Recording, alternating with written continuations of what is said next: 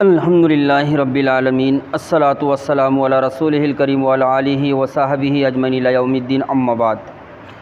محترم بزرگ اور نوجوان ساتھیوں، آج انشاءاللہ ہم ان 10 منٹوں میں نماز جنازہ پڑھنے کا طریقہ دیکھیں گے احادیث کی روشنی میں۔ سب سے پہلی بات جو مجھے اور آپ کو یاد رکھنی ہے وہ یہ ہے کہ جنازے کی نماز میں امام کہاں کھڑے ہوگا، یہ جاننا بھی بہت ضروری ہے۔ کبھی اگر کوئی ہمارا عزیز رشتہ دار وغیرہ انتقال کر جائیں تو ہمیں چاہیے کہ ہم بھی نماز جنازہ پڑھانے کی کوشش کریں، اور نماز جنازہ پڑھانا ہمیں اس وقت آئے گا جب ہم اس کا علم حاصل کریں گے۔ آئیے دیکھتے ہیں کہ جب انسان نماز جنازہ پڑھاتا ہے یا کوئی امام ہے وہ نماز جنازہ پڑھانے کے لیے کہاں کھڑے ہوگا۔ اگر جنازہ مرد کا ہے تو امام اس کے سر کے پاس کھڑا ہوگا۔ دیکھیے، جنازہ اگر مرد کا ہے تو امام کہاں کھڑے ہوگا، اس کے سر کے پاس کھڑا ہوگا، اور اگر عورت کا ہے تو امام اس کے بیچ میں یعنی کمر کے پاس کھڑا ہوگا۔ اس کی دلیل کیا ہے؟ اس کی دلیل دیکھتے ہیں ہم حدیث رسول صلی اللہ علیہ وسلم سے۔ حضرت سمرہ ابن جندب رضی اللہ تعالیٰ عنہ بیان کرتے ہیں کہ ایک عورت ام کعب رضی اللہ تعالیٰ عنہ نفاس کی حالت میں انتقال کر گئی۔ ایک خاتون، ایک صحابیہ نفاس کی حالت میں انتقال کر گئی۔ نبی صلی اللہ علیہ وسلم نے اس کی نماز جنازہ پڑھائی اور اس کے وسط میں یعنی بیچ میں کمر کے پاس آپ کھڑے ہوئے۔ یہ روایت بخاری، مسلم، احمد، ابو داؤد، ترمذی، نسائی، ابن ماجہ کی ہے۔ اس روایت سے ہم کو پتہ چلتا ہے کہ اگر جنازہ عورت کا ہے تو کہاں کھڑا ہوا جائے گا، اس کے وسط میں، اس کے بیچ میں، اس کے کمر کے پاس کھڑا ہوا جائے گا۔ حضرت انس رضی اللہ تعالیٰ نے ایک مرد کی نماز جنازہ پڑھائی۔ یہ صحابی رسول ہے، خادم رسول ہے۔ انہوں نے ایک مرتبہ ایک مرد کی نماز جنازہ پڑھائی اور اس کے سر کے پاس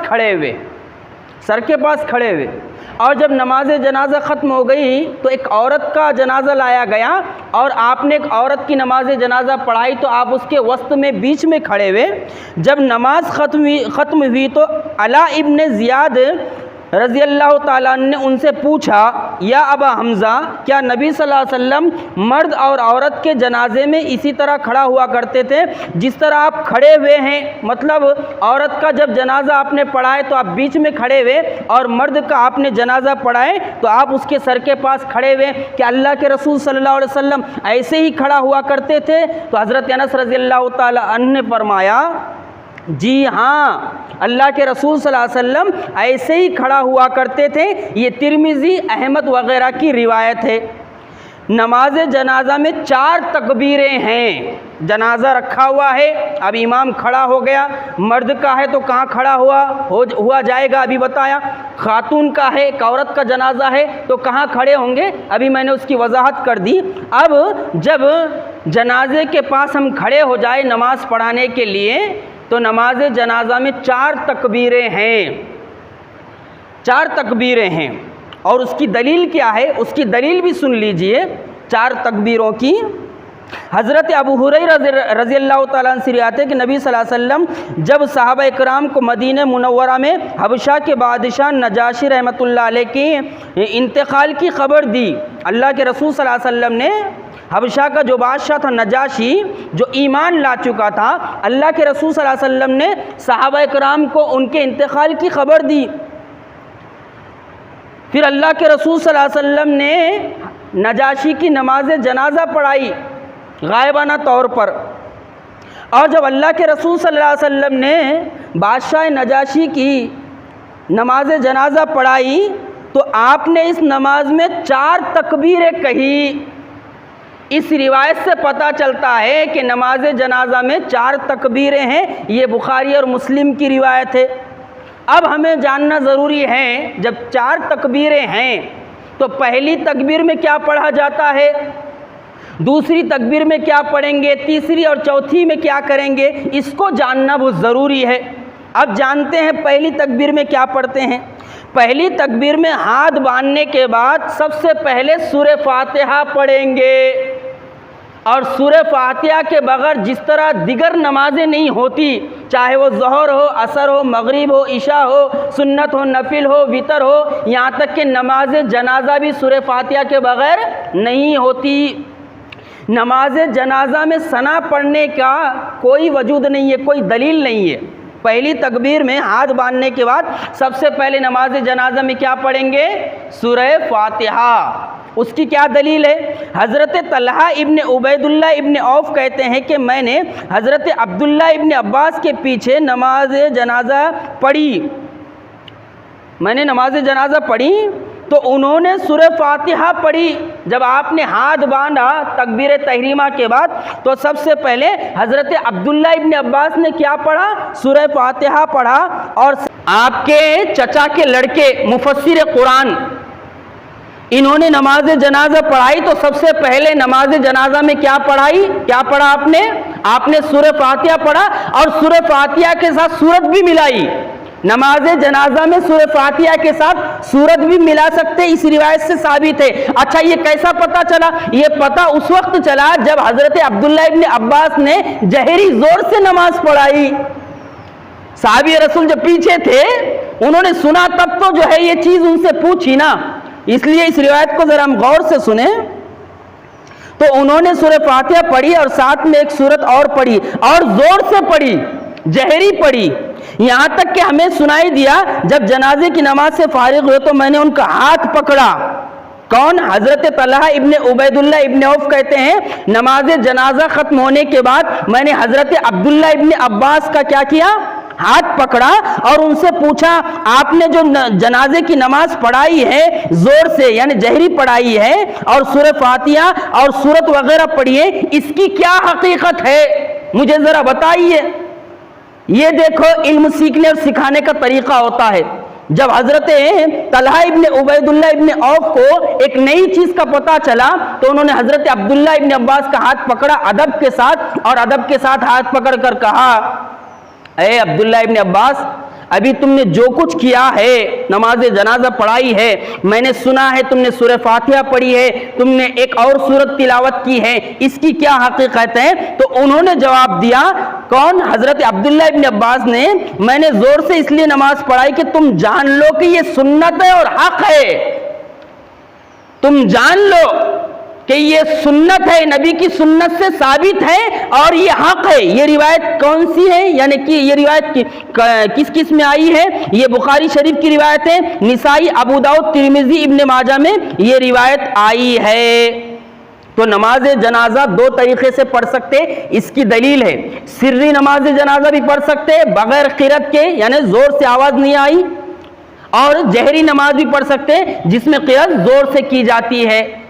جن نمازوں میں قرأت دم سے کی جاتی ہے ان نمازوں کو سری نماز کہتے ہیں، اور جن نمازوں میں قرأت زور سے کی جاتی ہے جیسے فجر کی 2 رکعت ہے، مغرب کی 2 رکعت ہے، عشاء کی 2 رکعت ہے، ان کو جہری نماز کہا جاتا ہے۔ تو دو طریقے سے بھی نماز جنازہ پڑھ سکتے، بہرحال اس کی دلیل موجود ہے۔ یہ پہلی تکبیر میں کیا پڑھیں گے؟ سورہ فاتحہ پڑھیں گے اور اس کے ساتھ ایک سورت بھی ملا سکتے۔ دوسری تکبیر کے بعد درود شریف پڑھیں گے۔ جب دوسری تکبیر کہیں گے تو دوسری تکبیر کے بعد پورا درود شریف پڑھیں گے جو ہم نماز میں پڑھتے ہیں، اللہم صلی علی محمد وعلی آل محمد کما صلیت علی ابراہیم وعلی آل ابراہیم انک حمید مجید، اللہم بارک علی محمد وعلی آل محمد کما بارکت علی ابراہیم وعلی آل ابراہیم انک حمید مجید۔ اس کی کیا دلیل ہے؟ حدیث سے دیکھتے ہیں۔ حضرت ابو امامہ کہتے ہیں کہ دوسری تکبیر کے بعد اللہ کے رسول کی سنت ہے کہ درود شریف پڑھا جائے، یہ بہقی کی روایت ہے۔ تیسری تکبیر جب کہی جائے گی، جب امام تیسری تکبیر کہتا ہے نماز جنازہ میں تو اس تیسری تکبیر میں کیا پڑھتے ہیں؟ نماز جنازہ جس میت کی ہم نماز جنازہ پڑھ رہے اس کے لیے دعا کی جاتی ہے۔ پھر تیسری تکبیر کہیں گے، جنازے کی جو دعائیں ہیں وہ پڑھیں گے، اور پھر اس بارے میں اللہ کے رسول نے کیا ارشاد فرمایا غور سے سنیے۔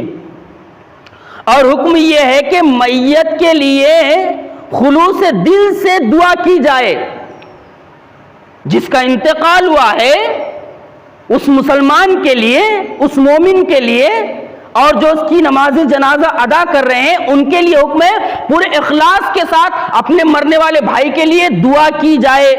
حضرت ابو ہریرہ رضی اللہ تعالیٰ عنہ سے روایت ہے، نبی صلی اللہ علیہ وسلم نے فرمایا جب تم کسی میت کی نماز جنازہ پڑھو تو خلوص دل سے اس کے لیے دعا کرو۔ اب نماز جنازہ میں اللہ کے رسول صلی اللہ علیہ وسلم سے کئی دعائیں ثابت ہے، اس میں سے ہم دو دعا دیکھتے ہیں۔ عام طور پر ایک دعا یاد ہوتی ہے اور ایک اور دعا دیکھتے ہیں۔ آئیے نماز جنازہ میں عام طور پر جو دعا پڑھی جاتی ہے وہ دعا دیکھتے ہیں اور اس کا ترجمہ دیکھ لیتے ہیں۔ ایک دعا یہ ہے، حضرت ابو ہریرہ رضی اللہ تعالیٰ عنہ سے روایت ہے کہ نبی صلی اللہ علیہ وسلم نے ایک جنازے کی نماز پڑھائی اور اس میں یہ دعا فرمائی، اللہم اغفر لحینا و میتینا و شاہدینا و غائبینا و صغیرینا و کبیرینا و ذکرینا و انسانا، اللہم من احییتہ منا فاحیی علی الاسلام ومن توفیتہ منا فتوفوا علی الایمان۔ یہ ابو داؤد، ترمذی، نسائی، ابن ماجہ، احمد، ابن حبان، حاکم کی روایت ہے۔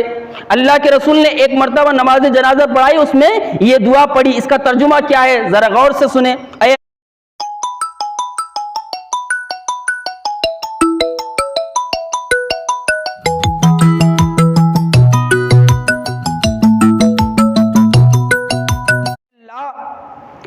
ہمارے زندہ و مردہ، ہمارے حاضر و غائب، ہمارے چھوٹے اور بڑے، ہمارے مرد عورت، ہر ایک کی مغفرت فرما۔ اے اللہ ہم میں سے جسے تو زندہ رکھے اسے اسلام پر زندہ رکھ، اور جس کو موت دے اسے ایمان پر موت دے۔ یہ ہے وہ ترجمہ جو دعا پڑھی جاتی ہے اس کا۔ آئیے ایک اور دعا سن لیتے ہیں تاکہ ہمیں پتہ چل جائے اللہ کے رسول کیسی کیسی دعائیں پڑھا کرتے تھے۔ ایک دعا یہ ہے، وہ کیا ہے؟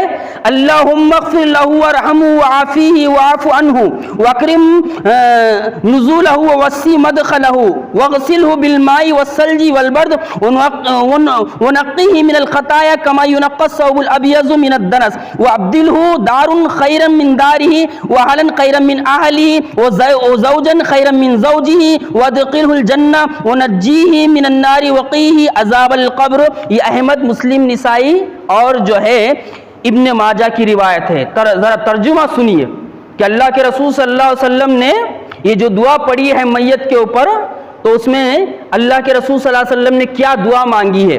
اے اللہ اس کی مغفرت فرما، اس کو اپنے دامن رحمت میں جگہ دے، اسے عافیت میں رکھ اور اس کو معاف فرما، اس کی عمدہ پذیرائی فرما، اس کا ٹھکانہ یعنی قبر کو کشادہ کر دے، اسے پانی، برف اور اولوں سے غسل دے کر گناہوں سے اس طرح پاک و صاف کر دے جس طرح تو کپڑے کو میل کچل سے پاک و صاف کر دیتا ہے۔ اس کے لیے دنیا کے گھر سے بہتر گھر، دنیا کے رشتہ داروں سے بہتر رشتہ دار اور دنیا کے رفیق زندگی سے اچھا رفیق زندگی بدل دے، اسے جنت میں داخل فرما، اسے آگ سے نجات دے اور اسے قبر کے عذاب سے پناہ دے۔ یہ ہے وہ دعائیں جو تیسری تکبیر میں پڑھی جاتی ہے۔ پھر نماز جنازہ پڑھانے والا چوتھی تکبیر کہتا ہے تو چوتھی تکبیر کے بعد سلام پھیرنے کا حکم ہے۔ اس کا کیا حکم ہے آخری میں یہ سن لیتے ہیں۔ پھر چوتھی بار تکبیر کہہ کر دونوں طرف سلام پھیر دیں گے۔ حضرت عبداللہ ابن مسعود رضی اللہ تعالیٰ عنہ کہتے ہیں 3 عادتیں ایسی تھیں کہ اللہ کے رسول صلی اللہ علیہ وسلم کرتے تھے لیکن لوگوں نے اسے چھوڑ دیا۔ حضرت عبداللہ ابن مسعود کیا فرما رہے ہیں؟ 3 عادتیں ایسی تھی جس کو اللہ کے رسول صلی اللہ علیہ وسلم کیا کرتے تھے لیکن بعد کے لوگوں نے اسے چھوڑ دیا۔ ان 3 عادتوں میں سے ایک عادت یہ بھی تھی کہ جنازے کی نماز میں ویسے ہی سلام پھیرا جائے جیسے دیگر نمازوں میں سلام پھیرا جاتا ہے۔ یہ بہقی کی روایت ہے۔ تو پہلی تکبیر کے بعد سورہ فاتحہ پڑھیں گے اور ایک سورت بھی ملا سکتے ہیں۔ دوسری تکبیر کے بعد جو ہے درود شریف پڑھیں گے اور تیسری تکبیر میں میت کے لیے دعا کریں گے اور چوتھی تکبیر کے بعد سلام پھیریں گے۔ دوستوں بزرگوں، یہ ہے نماز جنازہ کا طریقہ جو حدیث کی روشنی میں نے آپ کے سامنے رکھ دیا ہے۔